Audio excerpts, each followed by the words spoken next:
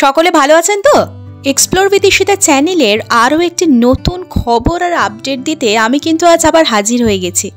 আজ নতুন কিছু এক্সপ্লোর করতে হবে তো চলুন স্টার্ট করা যাক। দোলের আগেই সেজে উঠেছে মায়াপুর ইস্কনের মন্দির। হ্যাঁ, এই মুহূর্তের বড় আপডেট যদি বলেন তাহলে এটাই। বহু বছরের অপেক্ষার আজ অবসান হয়েছে। গত শুক্রবার অর্থাৎ 2রা মার্চ 2024 উদ্বোধন হয়ে গেছে বিশ্বের সবথেকে বড় হিন্দু মন্দির, যেটা আজ মায়াপুর নামে পরিচিত, নদিয়া জেলায় অবস্থিত। সেটারই নৃসিংহদেবের মন্দির, মানে সেটার কিছুটা অংশ আর কি। হাজারো হাজারো বিদেশি ভক্ত এবং লক্ষাধিক ভারতীয় ভক্তরা এসেছিলেন এই অনুষ্ঠানে যোগদান করতে। আমরা জানি মায়াপুরে দোল উৎসব খুব জাঁকজমকভাবে অনুষ্ঠিত হয়, আর আজ সেই দোলের আগেই হাজারো এবং লক্ষাধিক দর্শনার্থীদের ভিড় এড়িয়ে উদ্বোধন হয়ে গেল বা খুলে গেল এই নৃসিংহদেবের মন্দির। মায়াপুর ইস্কনের বৈদিক প্ল্যানেটোরিয়াম বিশ্বের বৃহত্তম মন্দির। এটি আগ্রার তাজমহল বা ভ্যাটিকানের সেন্ট পলস ক্যাথিড্রালের চেয়েও বড়। প্রথমে শোনা গেছিল 2023 সালের জুলাই বা আগস্ট মাসে এই মন্দিরটি খোলার সম্ভাবনা রয়েছে, কিন্তু সেটা সম্ভব হয়নি। বিশ্বের বৃহত্তম ধর্মীয় স্মৃতিস্তম্ভ ফাইনালি আজ খুলে গেল, অর্থাৎ 2রা মার্চ 2024।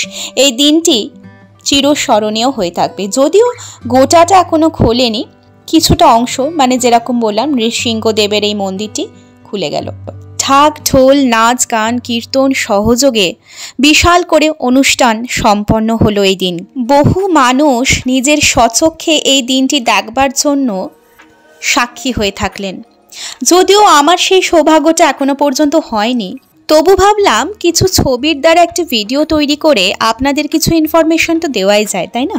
নৃসিংহদেবের মন্দির তো উদ্বোধন হলো, কিন্তু বাকি মন্দির, সেই বৈদিক প্ল্যানেটোরিয়ামের কিছু মূল বৈশিষ্ট্য এখন আমি আপনাদের সামনে তুলে ধরব।